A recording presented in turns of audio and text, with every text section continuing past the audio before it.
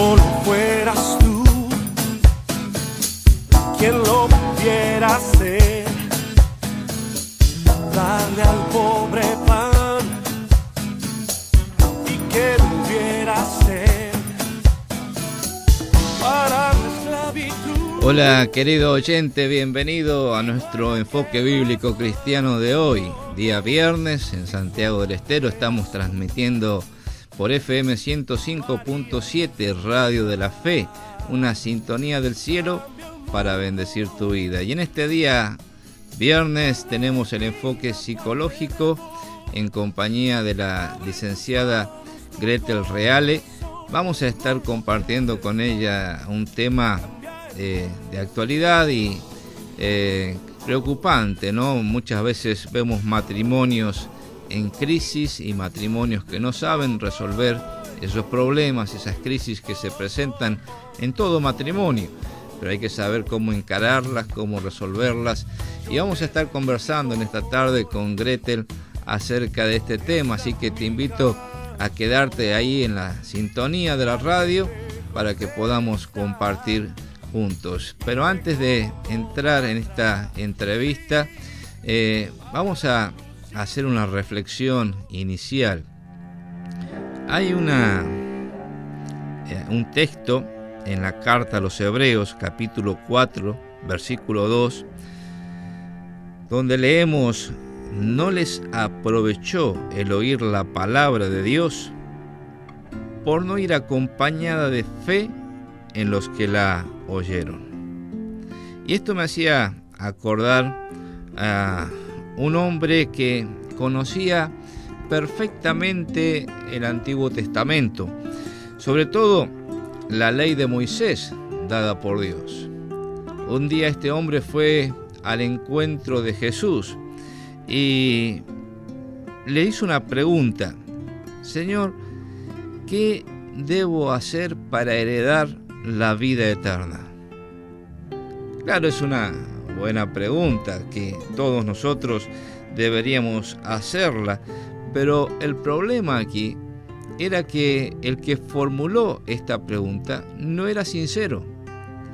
Y Jesús, que conoce los corazones, lo confrontó porque se dio cuenta que él lo que quería era probar a Jesús o tentarlo para ver qué error podía inducirlo a cometer.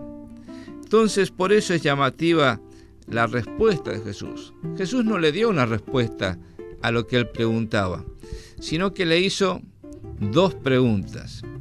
Qué bueno que es ver el método didáctico o la estrategia didáctica de Jesús. Un maestro por excelencia, maestro divino lleno de sabiduría, que en vez de dar una respuesta a una pregunta errónea, contesta con otra pregunta y le dice: ¿qué está escrito en la ley? ¿Cómo lees? Qué preguntas interesantísimas. ¿Qué está escrito en la ley? Es como que Jesús le estaba diciendo: ¿para qué me preguntas si vos sabes lo que está escrito en la Biblia? Y la otra pregunta es: ¿cómo lees? ¿Acaso estás leyendo con entendimiento? ¿Estás buscando en la Biblia la respuesta de Dios para tu vida? ¿O estás leyendo la Biblia para cuestionarla? ¿Estás leyendo la Biblia para criticarla? Y déjame que haga una reflexión acerca de esto, porque el primer punto capital es saber qué contiene la Biblia. Hay algunos que se atreven a criticar la Biblia sin haberlo leído nunca en su vida. Hay gente que lee libros acerca de la Biblia, pero nunca han leído la Biblia. Por eso esta pregunta de Jesús escrutadora es muy importante. ¿Qué está escrito en la Biblia? Mi querido oyente, ¿has leído la Biblia completa por lo menos una vez en tu vida? ¿O has leído libros que te hablan acerca de la Biblia? ¿Conoces de primera mano el mensaje de Dios para tu vida? ¿O solamente has escuchado lo que otros dicen que la Biblia dice? Qué feo que es tener una fe de segunda mano. E inclusive, qué desagradable es encontrar personas que son incrédulas de segunda mano. Porque tanto uno como otro no está bien. Aquellos que dicen que son creyentes, pero nunca han leído la Biblia. Y solamente creen, como decían los españoles, tienen la fe del carbonero. Que cuando alguien viene y los interpela acerca de su fe, dicen: yo no sé responder eso, preguntarle al cura de la parroquia. No se trata de lo que sabe el cura, el pastor, el rabino. Se trata de lo que vos sabes, de lo que vos conoces de la palabra de Dios, de lo que has entendido y creído de la palabra de Dios. Dice el apóstol Pablo que la fe viene por el oír, y el oír la palabra de Dios. Si nunca has tenido una confrontación con la palabra de Dios de primera mano, entonces es imposible que haya fe en tu corazón. Cada uno de nosotros tiene que tener su propia fe, no la fe del otro.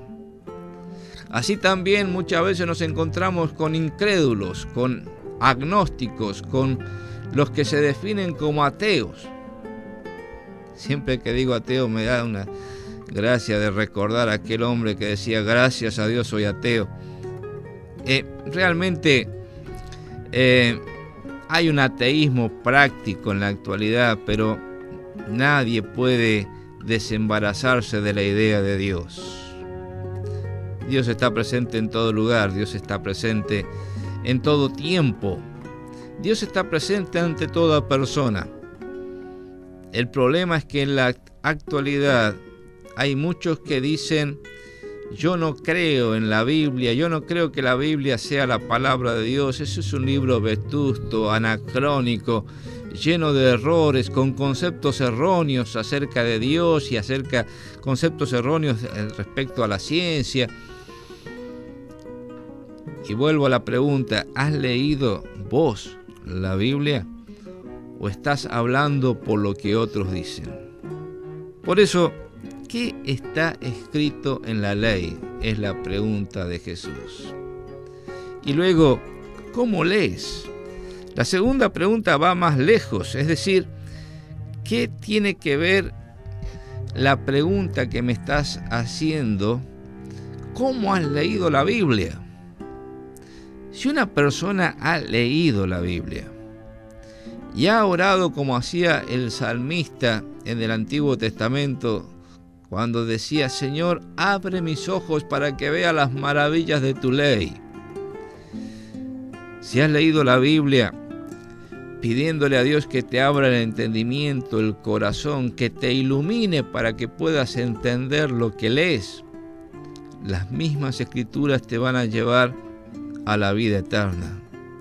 Dijo Jesús: el que oye mis palabras y cree al que me envió, tiene vida eterna y no vendrá a condenación, mas ha pasado de muerte a vida. Dejémonos interpretar por lo que está escrito. Dejemos que sea la Biblia la que nos critica a nosotros y no tengamos nosotros la arrogancia, la soberbia de pretender criticar a la Biblia. La Biblia es la palabra de Dios. No como algunos dicen, teólogos modernos, heterodoxos, que dicen: la Biblia contiene la palabra de Dios, como si hubiera partes de la Biblia que son palabra de Dios y otras que no son palabras de Dios, y tenemos que pasarla por el tamiz de nuestra mente, de nuestra subjetividad, para ver qué es de palabra de Dios y qué es palabra de hombre.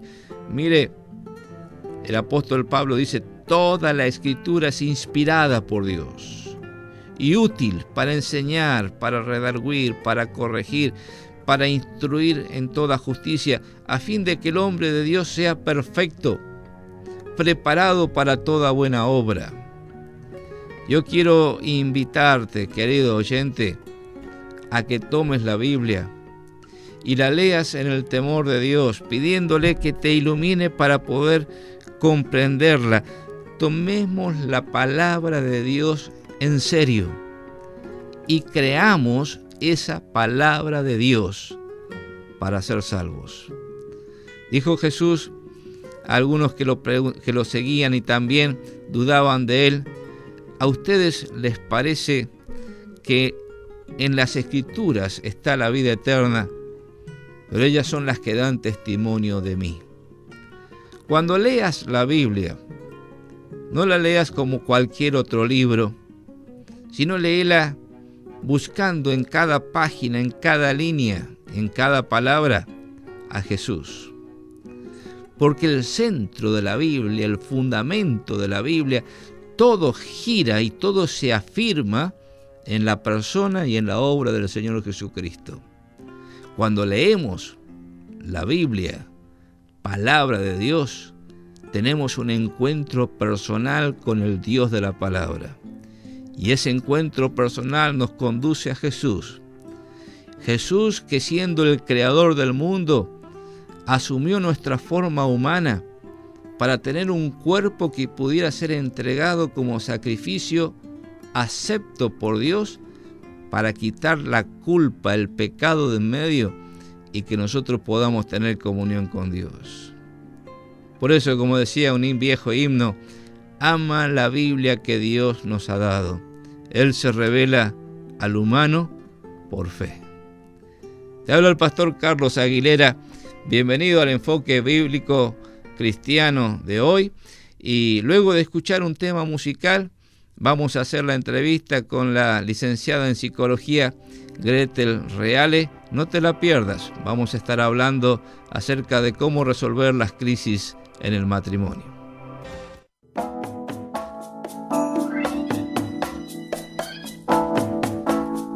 Continuamos con nuestro programa de hoy y ahora con el enfoque psicológico, con la visita a nuestros estudios de la licenciada Gretel Reale.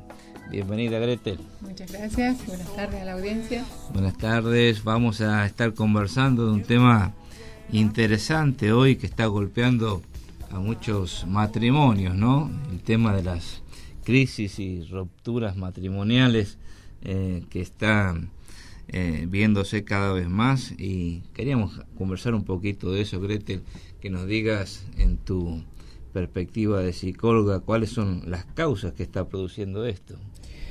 Bien, bueno, principalmente apuntamos a lo que es la resolución de conflictos.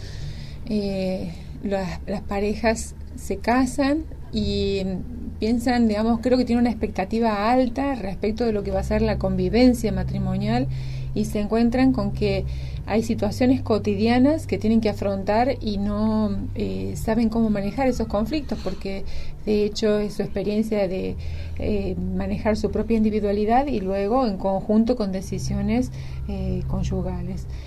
Esto por una parte, y la expectativa tan alta de decir, bueno, esto es algo muy fácil. Entonces vienen las frustraciones, y las frustraciones tienen que ver con situaciones financieras, empieza a haber crisis económicas, desacuerdos cuando vienen los hijos en la crianza de los hijos, y también en esto de no saber cómo afrontar estas situaciones nuevas, empieza a aparecer también una falta de compromiso, o sea, por ahí la alta expectativa, pero no está, digamos, la madurez en muchos casos suficiente como para asumir un compromiso de atravesar las crisis con entereza. Y entonces ahí aparece otro factor que es una causal de ruptura o de crisis matrimoniales, que es la infidelidad. Y bueno, hay muchos elementos que tienen que ver con actitudes, ¿no es cierto?, que tienen repercusión en el matrimonio. Bien, bueno, vos decías de las expectativas altas con las que muchas veces se llega al matrimonio, ¿no? Y creo que muchas veces esa expectativa es más bien emocional, de enamoramiento, que si nos queremos todo va a andar bien, que basta con los sentimientos, ¿no? Y no se toma en cuenta muchas veces que el matrimonio está constituido, a más de sentimientos, con comportamientos, ¿no? Con actitudes, con conductas, que muchas veces son las que conducen a esas rupturas, ¿no? Sí, sí. Bueno, a ver, las más comunes y que aparecen son, por ejemplo, la actitud crítica, lo que se llama criticismo, que es la crítica permanente a lo que el otro hace, y una crítica que es de tipo destructiva, negativa, y que no suma en la relación. Entonces, este tipo de conductas empiezan a desgastar la relación y son las que un poco los predictores que llevan a una crisis y, como decimos en muchos casos, a la separación. Entonces hay que estar atentos cuando empieza esta insatisfacción respecto de la pareja y empezar a plantear las cosas en buenos términos. Es mucho más saludable que empezar a remarcar errores acerca de la persona o acerca del tipo de actividades que hace.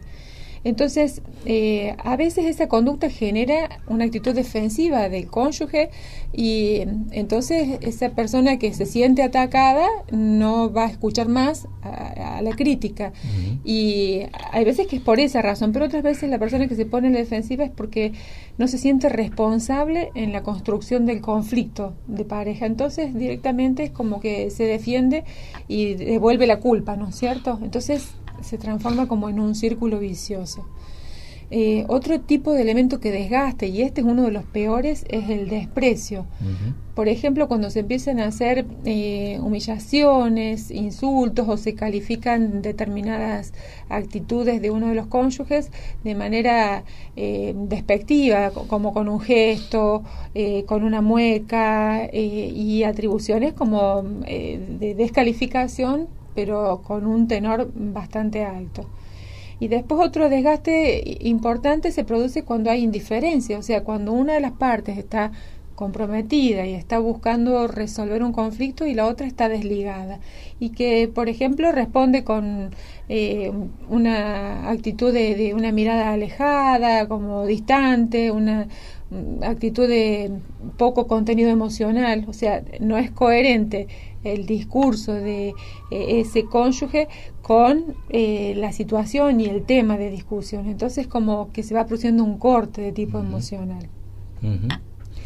También hay algunos otros elementos que suman y que tienen que ver con esta como vuelta crónica y circular, que sería, por ejemplo, el tema de volver sobre problemas viejos, ¿no es cierto? Uh-huh. Es como que hay parejas que vuelven sobre un tema que ha sido pasado y vuelven a retomarlo y vuelven a tener una discusión interminable.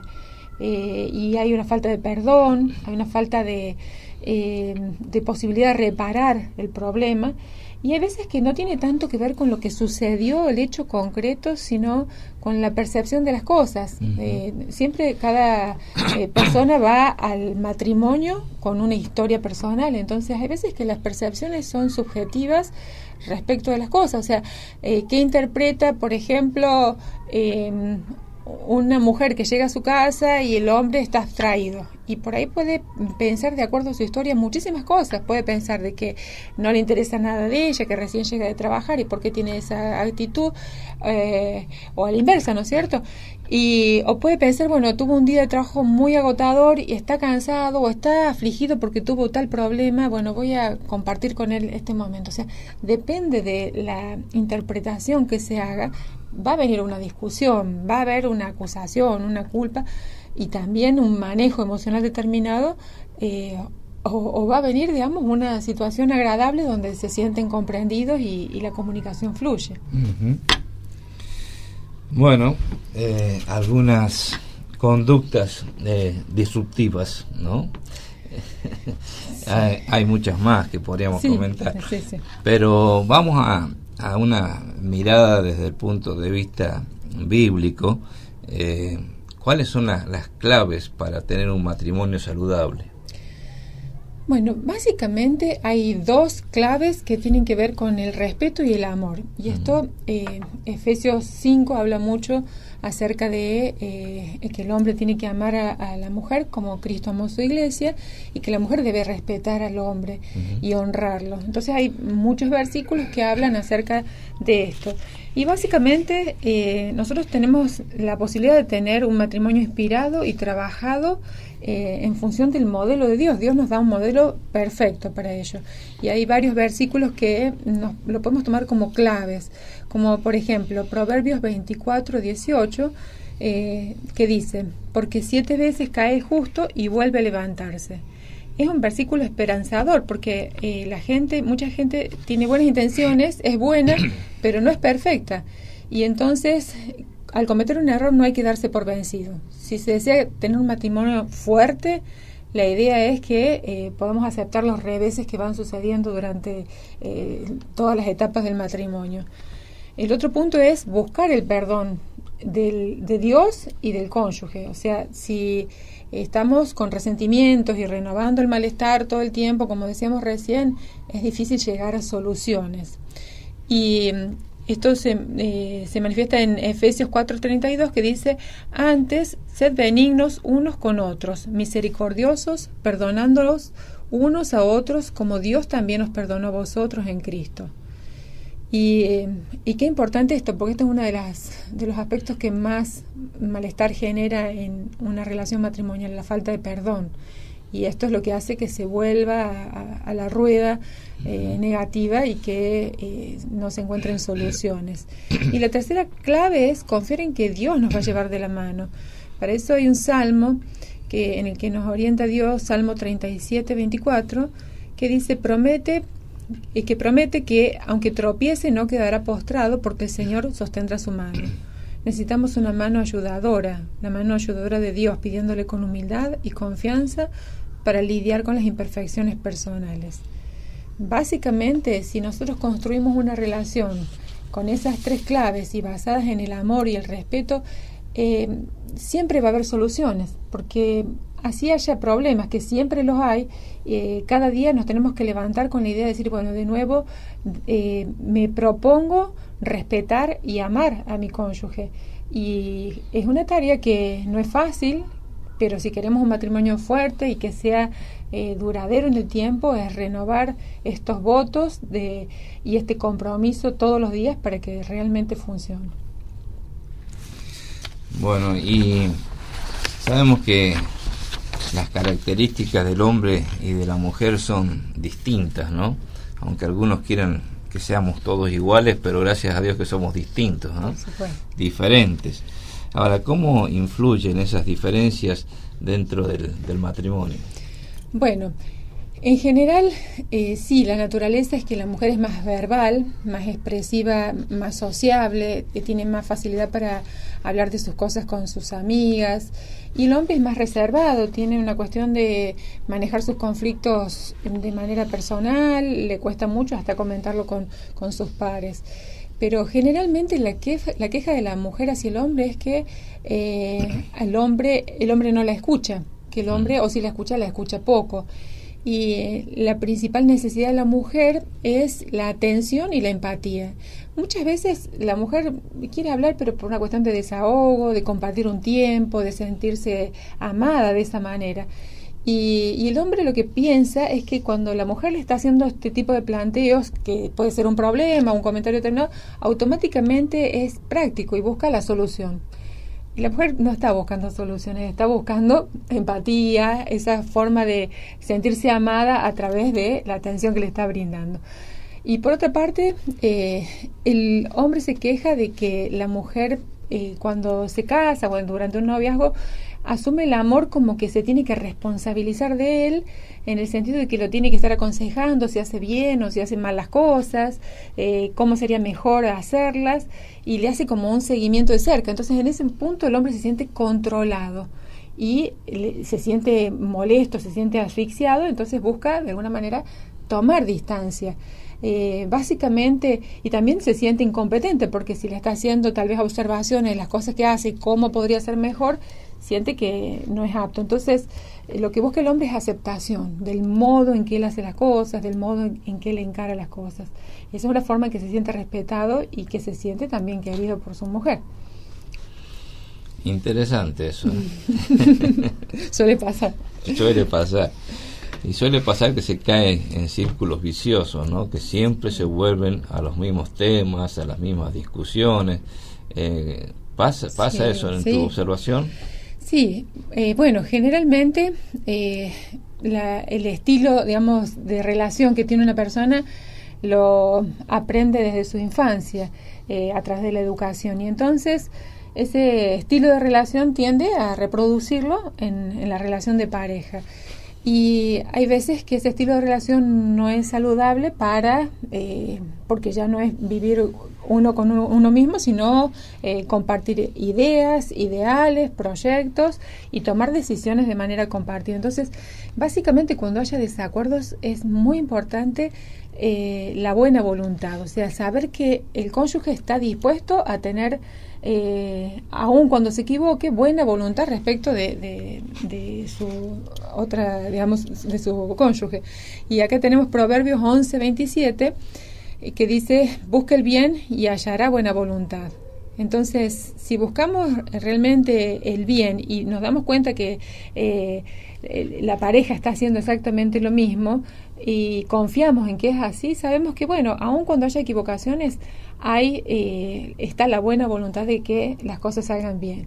Y otro punto importante para salir de los círculos viciosos es no entrar en manipulaciones, no entrar en juegos sucios que se llaman, en las peleas de manipular para poder lograr algún objetivo particular que en realidad lo que conduce es a más daño a la pareja y a que el círculo vicioso se siga reproduciendo. Cuando estamos pasando, por ejemplo, etapas difíciles, nos enfocamos más en las aflicciones, en la tristeza y en el problema mismo.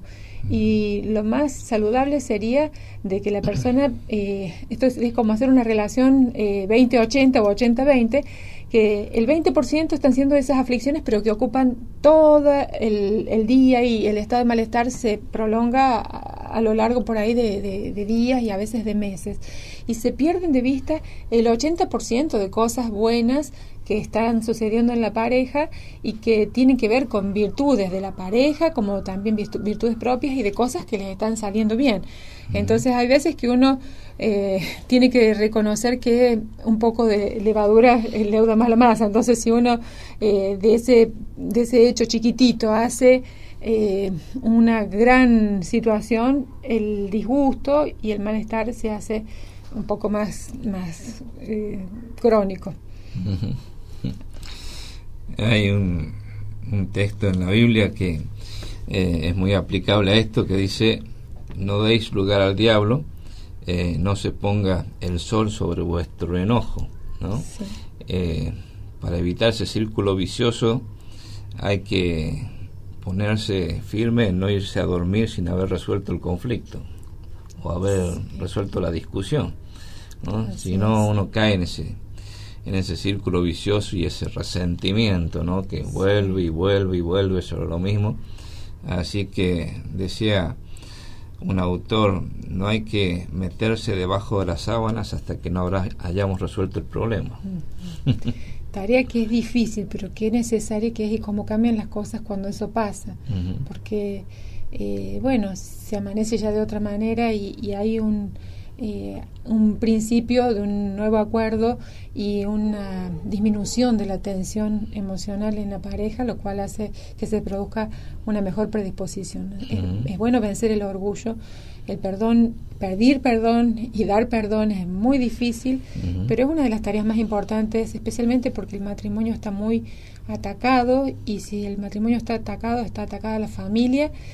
Y estamos asistiendo en estos tiempos al mayor porcentaje de divorcios y de separaciones, y que, bueno, tenemos que ver un poco en esto que veíamos al principio, de que hay un poco de compromiso, o un compromiso un poco light respecto de lo que es el tomar la decisión de casarse, empezar a considerar que es un compromiso que es de por vida y que tiene muchísimas alegrías, muchísimas satisfacciones, y que uno simplemente tiene que decir: estoy dispuesta y dispuesto, en el caso del hombre, a atravesar las piedras que hayan en el camino para que pueda realmente avanzar y haya un crecimiento, porque toda relación madura tiene que ver con que no es que no hubieron problemas, sino que al verlos se los pudieron atravesar de una manera saludable. Estaba acordando una entrevista que le hicieron a un matrimonio que cumplía los 50 años de casado, y le preguntan al hombre cómo ha hecho para llegar 50 años de casado, cuando hoy la mayoría de los matrimonios, no la mayoría, pero gran parte está fracasando. Y el hombre dijo algo interesante, dice: mire, cuando nosotros nos casamos y algo se rompía, lo teníamos que reparar. En cambio hoy, cuando las parejas se casan y algo se rompe, lo tiran y compran uno nuevo. Dice, por eso es que la mentalidad, la forma de pensar y todo influye en el comportamiento de las personas, ¿no? Vivimos en un entorno actualmente donde las cosas no se hacen para durar, se hacen para que se rompan y se cambien, ¿no? Que es la vida más light, digamos, que todo más descartable. Antes se hacía la bicicleta para que dure para el papá, para el hijo, para el nieto, y la bicicleta duraba 50 años. Hoy la bicicleta hay que cambiarla rápido, no dura ni para el hijo. ¿Qué te parece? ¿Cómo influye el entorno en el que vivimos, la manera de pensar? Como decía el apóstol Pablo, no dejen que la sociedad actual los meta en su propio molde, en su propia manera de pensar. ¿Influye el entorno en el comportamiento de las parejas?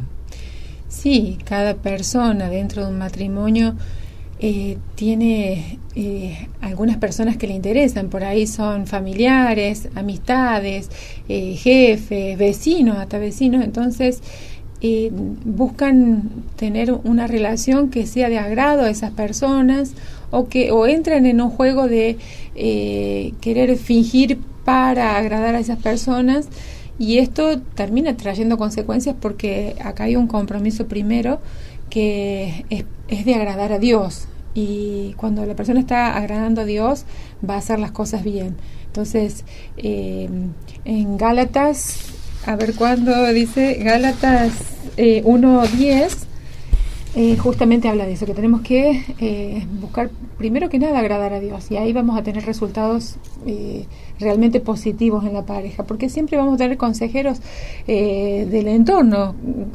creyentes o no creyentes, y que pueden no estar aportando un consejo que sea el oportuno, aún con las mejores intenciones, pero no es el que más está necesitando ese matrimonio en ese momento.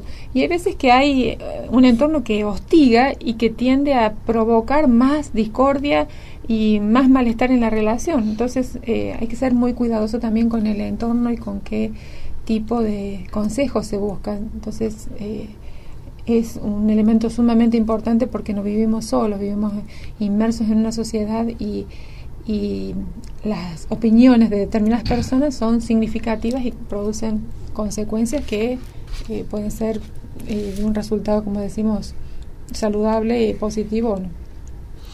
Ese texto que mencionas es muy interesante. Gálatas 1:10, en una versión ampliada, dice: ¿busco yo acaso el favor y aplauso de los hombres o el favor de Dios? Si así fuera, si así viviera, no sería siervo de Dios, sino siervo de los hombres, ¿no?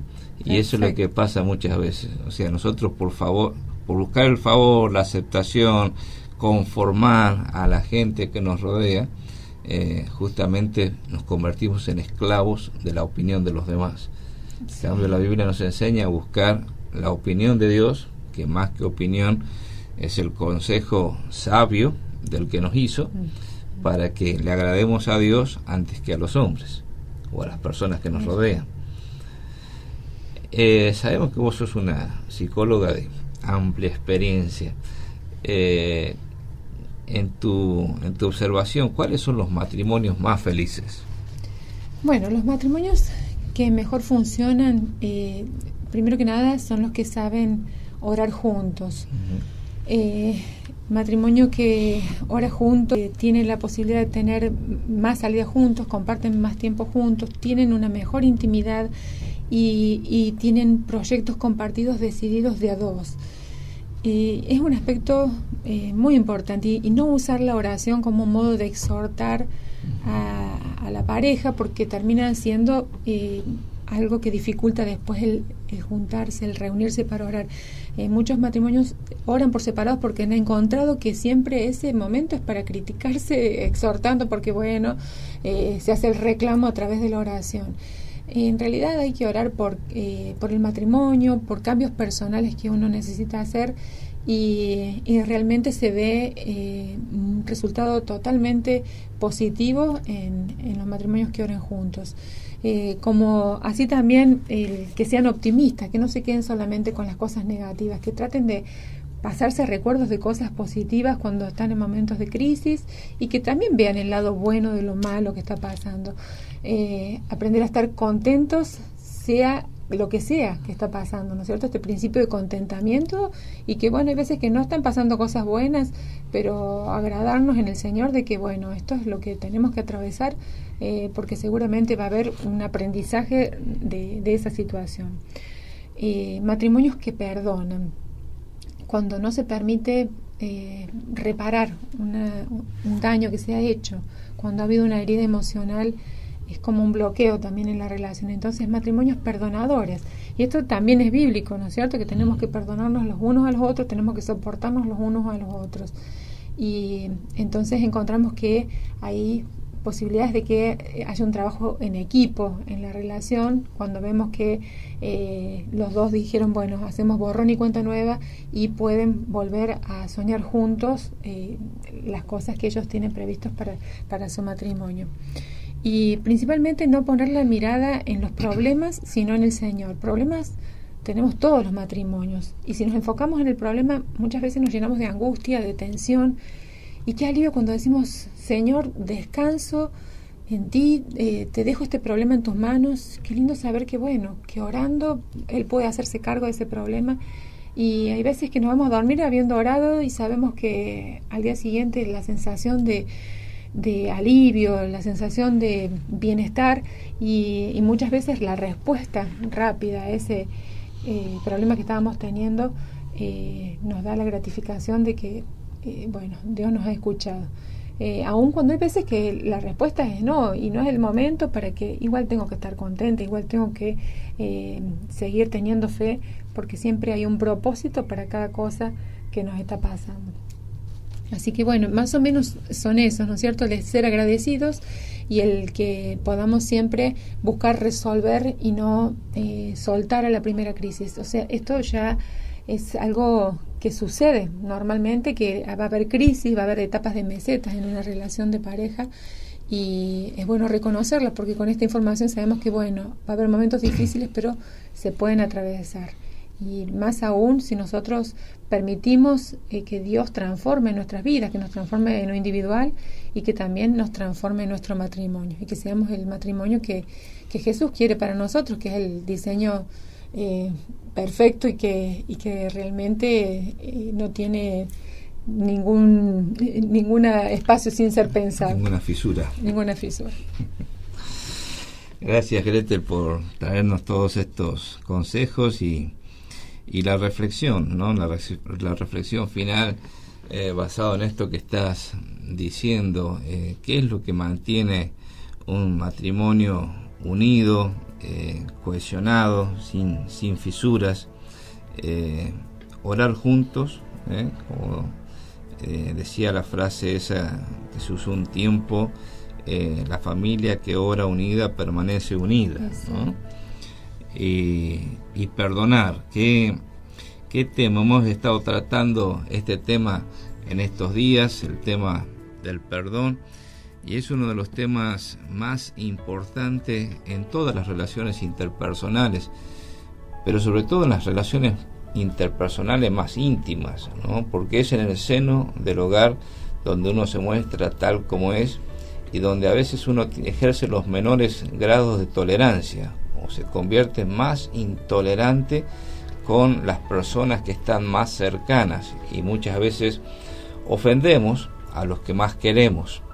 Y qué importante que es aplicar entonces lo que enseña el apóstol Pablo cuando habla de estas relaciones personales, ¿no? De que quitemos, esto es un mandamiento, no es un consejo, quitemos toda amargura, todo enojo.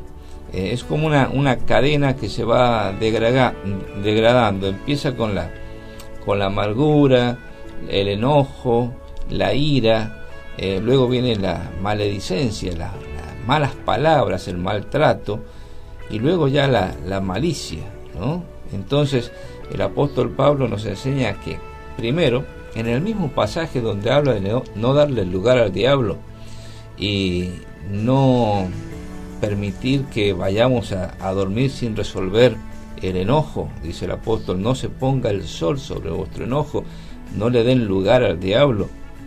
Bueno, justamente esto se logra cuando cumplimos lo que dice después el apóstol Pablo. ¿Cómo vamos a lograr resolver los conflictos personales? No permitiendo que la amargura se arraigue en el corazón. Cuando la amargura echa raíces en el corazón, lo que produce es un fruto venenoso que hace daño y puede ser letal para la persona y letal para cualquier relación personal, sobre todo la relación matrimonial.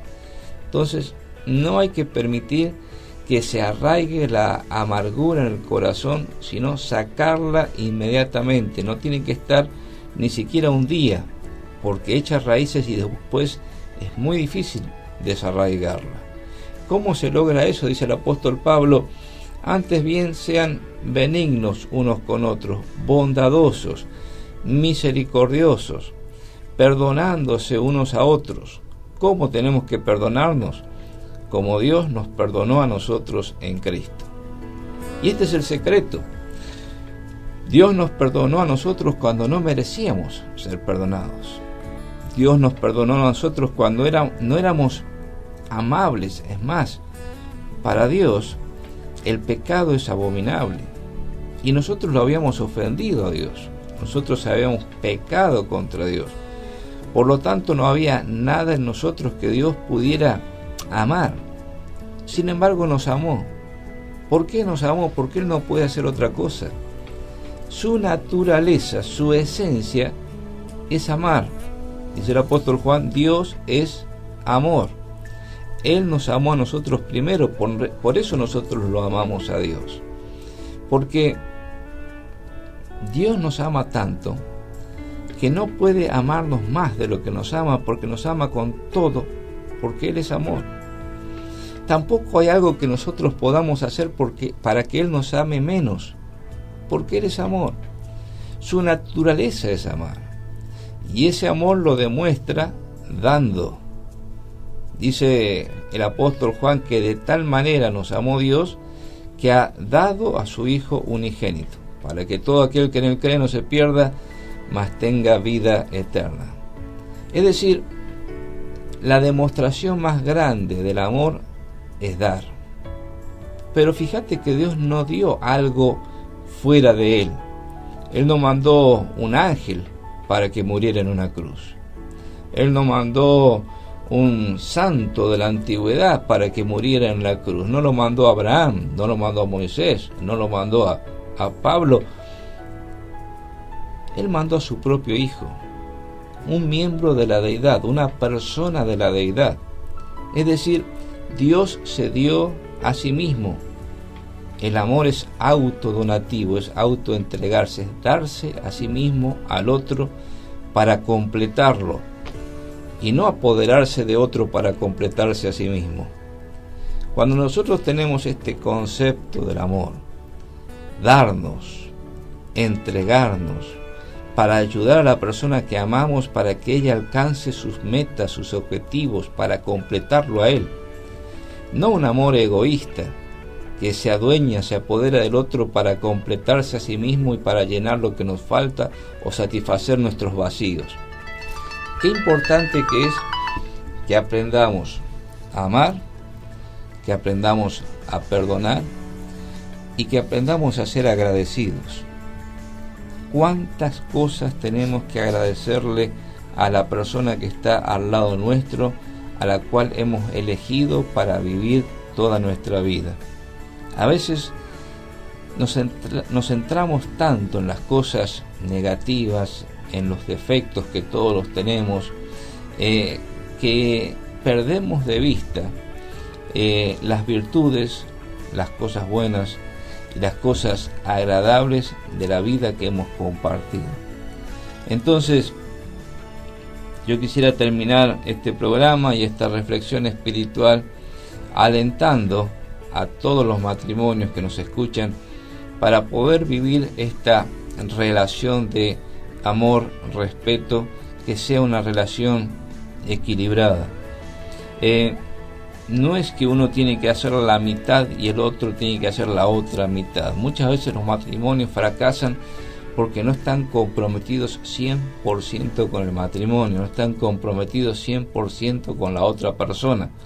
Hacemos nuestra parte y esperamos que el otro cumpla con su parte. ¿Dónde estaríamos nosotros si Dios hubiera actuado así? Si Dios hubiera dicho, bueno, yo hago mi parte en la salvación y vos haces la parte que te toca. En cambio, la Biblia nos enseña que Dios hizo todo para que nosotros podamos ser salvos. No hay nada que nosotros podamos hacer, simplemente aceptar el amor que Dios nos ofrece para recibir lo que Él nos da gratuitamente, sin esperar que nosotros le retribuyamos con nada, porque no tenemos nada para darle. Pero en el caso del matrimonio, esto también es así. Darnos completamente a la otra persona sin esperar que la otra nos retribuya con nada. Darnos absolutamente a la otra persona en un compromiso de amor, que sea yo soy totalmente responsable por el éxito de mi matrimonio. Si el esposo y la esposa encaran el matrimonio de esta manera, seguramente no va a haber fisuras. Primero, porque es un matrimonio conforme al corazón de Dios. Segundo, porque esta relación personal es lo más alto, lo más sublime a lo que podemos llegar. Una relación de amor, donde los dos se sienten absolutamente comprometidos el uno con el otro.